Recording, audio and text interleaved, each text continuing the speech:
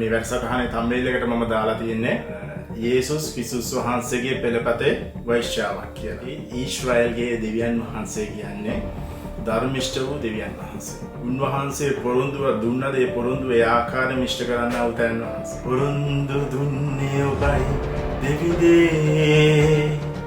එය කඩන්න ඔබ මිනිසෙකු නොවේ. සුද්ධාත්මයන් වහන්සේට එක්ක වැරදිලාද? මතෙව්තුමා ලියද්දී මොකක් හරි මේක වැරදිලාද? සම්පූර්ණයෙන්ම රාහ ප්‍රකාශ කරනවා දෙවියන් වහන්සේගෙන් ඇරෙන්න ගැලවීමක් නැහැ කියලා.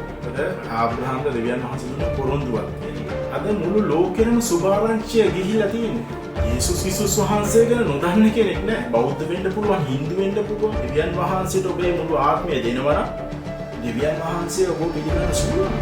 ඔබට යමක් සිතන්න තියෙනවා. ඔබට අද පියවරක් ගන්න තියෙනවා දෙවියන් වහන්සේගෙන්. දෙවියන් වහන්සේ කිසිවෙක් විනාශ වෙනවත් නෙමෙයි දෙවියන් වහන්සේගෙන්. උන්වහන්සේ කවදාකවත් ඔබ ලැජ්ජාවට පත් කරන්නේ. රාහබ් ලැජ්ජාවට පත් වුණේ. රාහබ් දැන් වෛශ්‍යයිස්ත්‍රියක් කියලා කාටද කියන්න පුළුවන්. එදා ඊශ්‍රායල් සමග සිටියා වූ දෙවියන් වහන්සේ, එදා රාහබ් සමග හිටියා වූ දෙවියන් වහන්සේ අද මේ මොහොතේ ඔබ මා සමග සිටිනවා.